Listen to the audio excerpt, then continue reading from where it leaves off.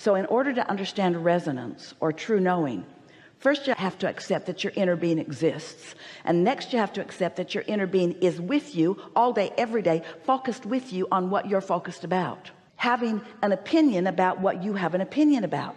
So when you look at someone and you say that person is a bad person, and you feel bad because that's how you feel, and you've got all kinds of evidence and justification for feeling that way, that's not resonance with your inner being. That's the opposite of resonance. That's you showing yourself that your inner being thinks otherwise. And so let's coin a new word here for your benefit. Anti-resonance can help you too. What are you feeling? Anti-resonance. What do you mean? What I think about this is different than what my inner being thinks about this. What are you going to do about it? I'm going to convince my inner being that they're wrong. We say good luck with that. What you're really going to do is just attract more and more experiences until your inner being can show you in more and more ways how there is a thought that would serve you better. When you think about a cork floating on the surface of the water, and then you hold the cork under the water, that's what we've been calling negative emotion. But when you let go of it, the cork will float again. That's resonance. You don't have to work at your alignment. Just don't do that thing you do that prevents it. So resonance is natural. It's natural for you to be tuned into this energy. You're an extension of it. It's natural for you to feel good and for ideas to flow. Don't ask the impossible. Don't ask for resonance when you're having a step one moment. Step one moments matter. Contrast is important. That's how your vortex became filled with clarity about who you really are and what you really want. The contrast that you think you want to avoid is the stuff that puts the eternalness in eternity. You don't want to cease having step one moments. And so don't beat up on yourself when you don't feel resonance with source when you're having a step one moment. This is the time of launching the rocket. This is the time of asking. In fact, the evolution of all things only exists because you are willing to subject yourself to contrasting experiences that cause you to define really good questions. And sometimes it takes some exposure to quite a lot to cause you to define a really good question.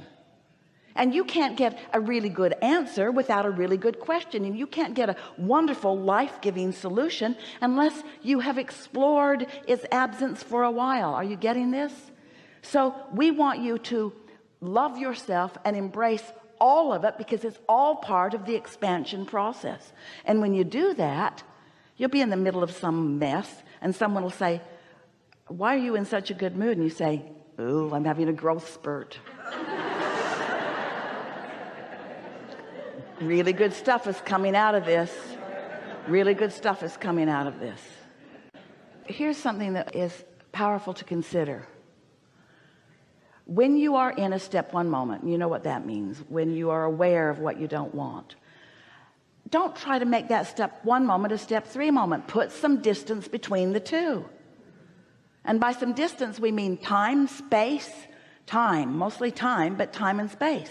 Don't ask yourself to suddenly turn on a dime and offer a vibration that is the antithesis of what you are feeling right then and there. Law of attraction will not allow it.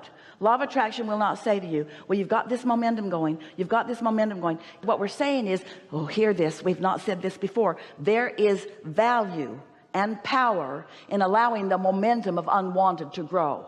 If you don't allow the problem to get bigger, little problems bring little solutions. Big problems bring big solutions. Yes? Just know the distinction. Just know the distinction. So give it all you got, let the problem grow, and then take a nap. And when you wake up, maybe you'll be in the receiving mode of the solution, but don't immediately go back to the problem. Because there are people that hold themselves in the problem mode their whole life.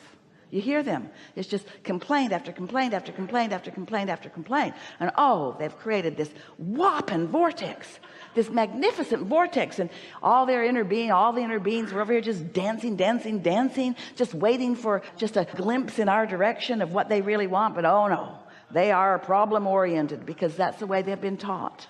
Find resonance with the solution. Have you ever heard of someone called Jesus? He said, turn the other cheek. Mm-hmm. That's what he meant. That's what he meant. You've seen this. Now look over there. You live this life as a reason to allow the energy that creates worlds to flow through you.